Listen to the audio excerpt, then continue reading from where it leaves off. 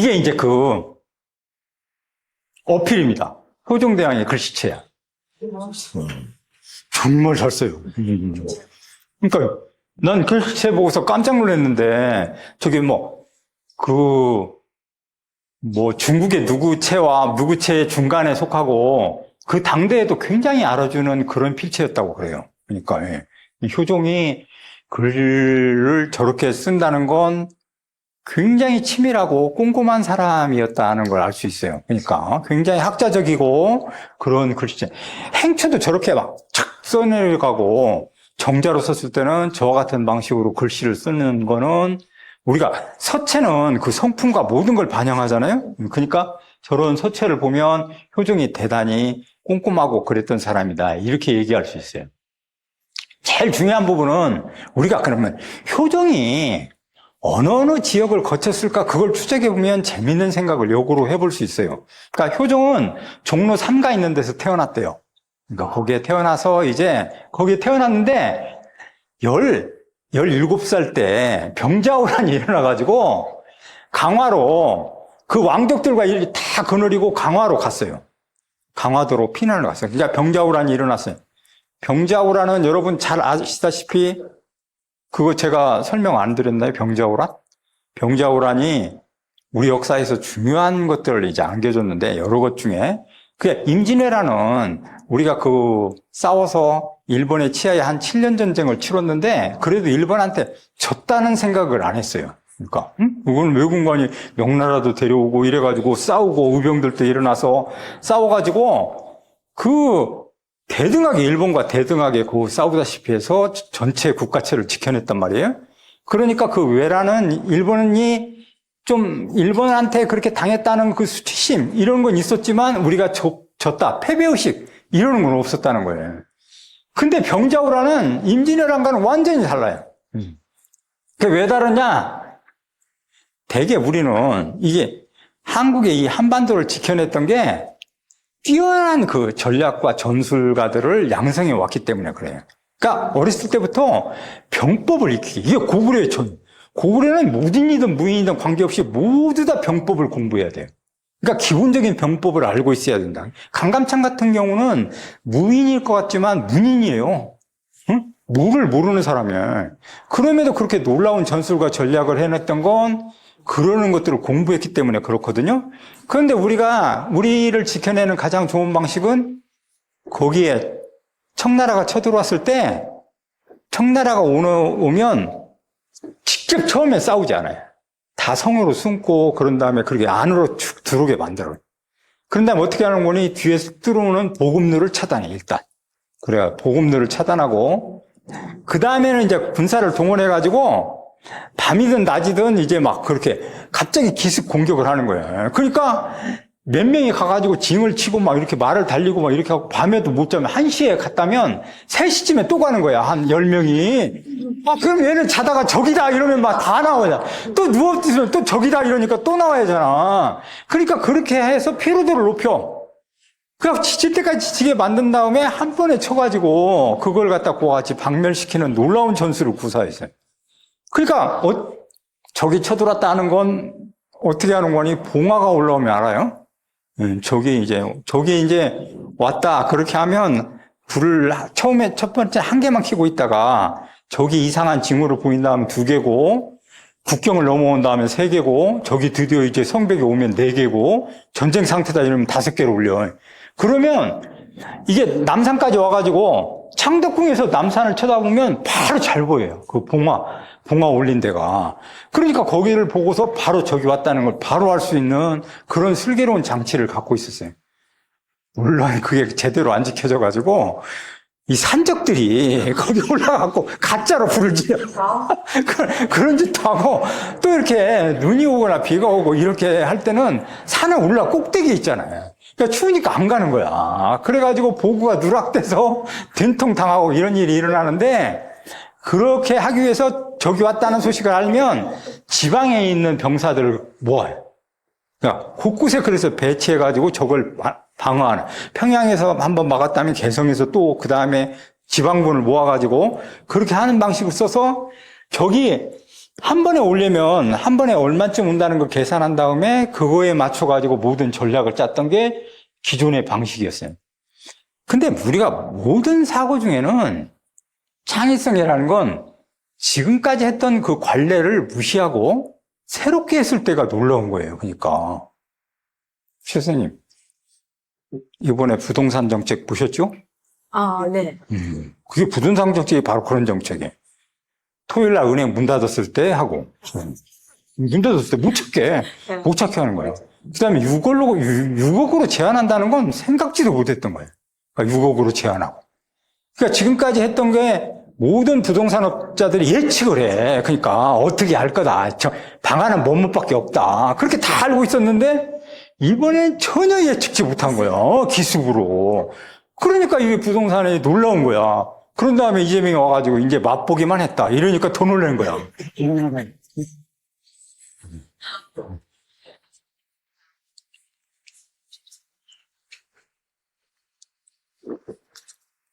그런데 놀라운 건 이게 군대가 이동하려면 먹어야 하잖아요. 그럼 먹는다는 건 취사병이 따라 붙는 거예요. 취사병이. 그러니까 아무리 빨리 가도 안 돼. 이건 취사가 이렇게 해갖고 보급을 받아서 이 밥 짓고 이런 애들이 따라가야 되거든. 그러니까 하루에 얼마 정도만 진격할 수 있었어요. 그러니까 그렇게 계산해서 다 맞춘 다음에 지방군을 끌어모으고 이랬어야 되는데 병자호란 때 인조가 놀랬던 건 청나라 병사들이 그런 방식을 완전히 깨트렸어요. 취사가 없어, 취사가. 빵 있잖아요. 이 빵을 길게 이렇게 해갖고 밀가루 빵 만든 걸 놓고 말을 타고 오면서 잠자지 않고 말을 타고 계속 내려오는데 말젓을 짜서 그 빵과 같이 먹어. 그러니까 식사 시간이 없어. 그러니까 너무 빨리 내려온 거야. 그러니까 이게 인조가 강화도로 이렇게 피난을 갔어요. 거기서 다 지금 왕족들 다 거기다 갖다 놨잖아요. 근데 거기까지 갈 수가 없어. 너무 빨리 내려와가지고. 그래서 할 수 없이 남한산성으로 대피한 거예요. 그게. 그러니까 청나라가 그런 놀라운 전술을 보이면서 조선을 고같이 쳤는데 그것 중에 이제 그 강화에 가서 그렇게 이제 저 병자호란을 겪고 그 다음에 그 병자호란 때문에 효종과 소현세자, 그러니까 형이에요. 친형. 형하고 둘이서 잡혀가지고 중국의 청나라의 볼모로 잡혀가서 심양에서 지냈어. 심양. 거기에서 효종이 봤던 건 명나라가 망해가는 과정을 그대로 거기서 다 봤어요. 근데 사람이라는 게 이렇게 우물안의 개구리처럼 한 군데서만 살면 되게 사고가 이렇게 고착돼서 별로 깨닫지를 못해. 그래서 인간을 가장 깨닫게 만드는 건 여행이에요. 예. 많은 여행을 해봐야 돼. 그러니까 여행을 하면 생각하는 것도 많지만 새로운 문물들을 보잖아요. 그래서 그걸 보고서 자기계가 어떤 건지 이렇게 생각을 하게 돼요. 저도 우연히 기회가 있어가지고 이제 유럽이라는 데를 가봤는데 처음에 갔을 때는 감격 그 자체였어요. 막 독일도 보고 막 이렇게 보니까 오스트리아 이런 데는 너무 아름답고 좋은. 근데 계속 보니까 익숙해지니까 별로 그렇게 이제 그 감이 자꾸 떨어지더라고요. 이제 프라하 갔다가 이렇게 해서 쭉 돌면서 왔는데 한국에 와가지고 강남터미널에 내려보니까 한국이 더 좋은 거예요. 진짜로 놀랐어요. 우리가 괜찮구나. 아니, 거기 가보니까 그게 너무 그렇고 특히 화장실 막 돈 내고 들어가야 되고 막 이런 저급한 형식의 그런 그거 보고 나서 한국이 괜찮은 나라다 이런 생각을 처음 했는데 그 뒤 얼마 되지 않아 가지고 한국이 선진국이라고. 나는 선진은 안 됐는데 다 선진국이래. 심양의 볼모로 잡혀가가지고 국제 정세의 감각을 길렀어요, 효종이. 그러니까 국제적인 판단을 할 수 있었다는 거예요. 그런데 다시 이제 한성으로 돌아와가지고 왕이 됐잖아요. 근데 그때 이제 그 청나라에 집권했던 임금이 강희제야, 강희제. 그 제가 이 얘기를 하는 거니 강희제는 중국의 역사에 통틀어서 최고의 성군이야. 우리나라 세종이나 정조보다 더 뛰어난 사람이었어. 그러니까 청나라 때 강희제가 집권했을 때는 중국이 최대의 문명을 이루는 그런 강대국이 될 수 있었다는 거예요. 그 얘기는 거꾸로 얘기해보면, 효중이 쥐약을 먹지 않은 이상, 북벌을 해가지고 우리가, 북벌을 해서 청나라를 치겠다. 웃기는 얘기였다는 거야. 그러니까, 그게 말이 안 되는 거야. 한번 생각해 보세요. 청나라의 최고의 그런 성군이고, 모든 중국 사람들이 존경하는 그런 임금이 바로 강희제인데, 그때 강희제를 치겠다? 그건 말이 안 된다는 거예요. 그러니까 그걸 알고 있었지만, 북벌을 해서 청나라를 쳐야 된다. 이거는 왜 그랬느냐? 그게 이제 집권을 하면서 전체를 안정시키고 그 한 곳으로 이데올로기를 집중시켜서 국력을 모으는데 가장 좋은 방법이 전쟁이에요, 전쟁. 네, 전쟁. 그러니까 전쟁으로 힘을 모아야 된다. 이런 논리를 세워서 내부에 있는 갈등을 조정하려고 했던 것이다. 이렇게 얘기해 보세요. 그러니까 북벌을 해야 된다. 이 논리로는 반대가 없어. 그러니까 그거는 다 똑같아. 그러니까 그거는 서인이든 남인이든 뭐 당쟁을 하든 관계없이 조선인이면 북을 쳐야 된다. 청나라를 쳐야 된다. 이런 생각을 가졌다는 거야. 그러니까 그게 공통된 이데올로기를 통합하는 방식이었지 실제로는 그러려고 하는 마음은 별로 없었다. 이렇게 생각해 볼 수 있다는 거예요. 그걸 제일 잘하는 게 지금 트럼프 아니에요? 응? 그게 트럼프가 그렇게 하는 거예요, 지금. 자기의 이익만 되면 어떤 거든 관계없이 뭐 정치적 신뢰. 그 다음에 이게 미국의 고립주의는 트럼프만 한 게 아니고 역대 대통령 몰로주의도 있었고 여러 개 우리가 미국사 할 때 배웠는데 여러 번 있었어요. 근데 이번이 지나고 나면 미국은 상당히 많이 꺾일 거예요. 외국관이 정치에서 신뢰를 잃기 때문에. 그러니까 일본 지금 기겁하잖아. 일본 지금 24%였다가 25% 하니까 이대로 참을 수 없다. 너무 우리를 얕보는 거다. 이래가지고 막 그 난리가 나고 브라질은 니네 50 하면 우리도 50 하겠다. 이렇게 하고 우리는 아예 이재명은 대응을 안 해. 반응이 없어. 그리고 한다는 얘기가, 그 관세계는 전혀 안 해. 전작권 달라. 우리도 작전을, 우리도 군사 그걸 해보겠다. 그 얘기만 하고 있어. 그러니까 미국이 감을 잡을 수가 없대. 뭘 원하는 놈. 그래서 심지어는 이렇게 얘기하잖아. 한국은 다른 걸 요구하는 중이다. 그게 되게 현명한 거예요. 그러니까, 매를 먼저 맞지 않고 뒤에쯤에 맞겠다. 그 다음에 우리가 그거 맞을 때 25% 한다면 우리도 뭐 따내는 게 있어야 된다. 그렇게 지금 제안을 역제안하는 거야. 그러니까 미국이 곤란스러워진 거야. 그럼 우리도 핵도 갖고 그러면 이런 걸로 이렇게 하겠다. 이렇게 하니까 협상하기가 곤란스러운 존재가 된 거야. 지네가 그러면 니네 25% 된다고 그거에 대해서는 얘기가 없어. 50을 하든 뭐를 하든 아무런 얘기가 없고 전작권. 이 얘기만 계속하고 있고 우리는 다른 걸로 하고 싶다. 이렇게 하고. 다른 건 다른 거 아니에요. 조선업에서 미국이 그걸 못하니까 그거 해야 되는데 정규제 같은 경우는 이런 얘기를 하더라고요. 미국하고 우리하고 손을 잡고 우리가 무기 생산하는 게 이게 잘하고 폭탄도 잘 만들고 이러니까 미국이 유럽에 가갖고 그걸 따오면 니네 50 갖고 우리 50 나눠 갖고 이렇게 해서 하자. 그런 사업 제안을 하는 거야. 그러니까 관세 이런 거 갖고 얘기하지 말고 니네하고 우리하고 윈윈 작전에서 서로 도움되는.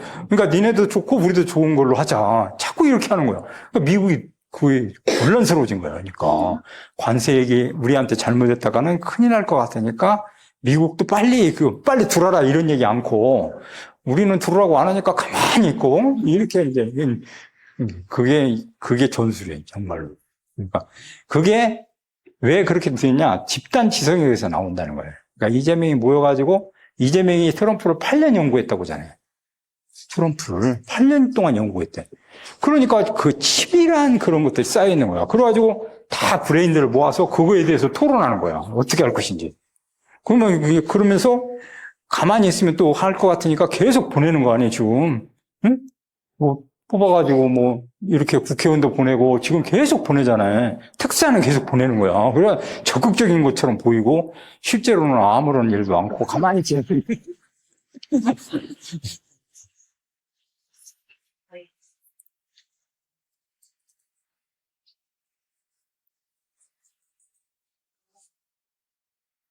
노래를 그렇게 안 하려고 눈을 부릅뜨고 그렇게 계시니까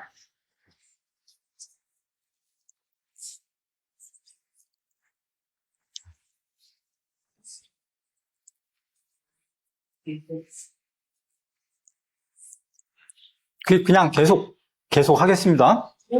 그래서 제 생각인데 저거를 저렇게 생각했던 건 그러면 효종이 있었던 공간을 우리가 추적해가지고 효종의 사상과 그러는 것들을 이제 짚어보면 어떨까. 이제 이것 때문에 처음엔 한성에 있어서 세자로 살다가, 세자로 있었죠. 왕세자. 그런 다음에 이제 병자호란 때 볼모로 잡혀갔고, 심양에 가가지고 명나라가 망하는 과정을 봤고, 강희제가 얼마나 뛰어난 사람인지를 거기서 인지했다는 거예요. 그러니까 국제 정세와 이런 감각들을 거기서 체득했다고 이렇게 얘기하죠, 효종은. 저 얘기는 어떤 얘기인 거 아니?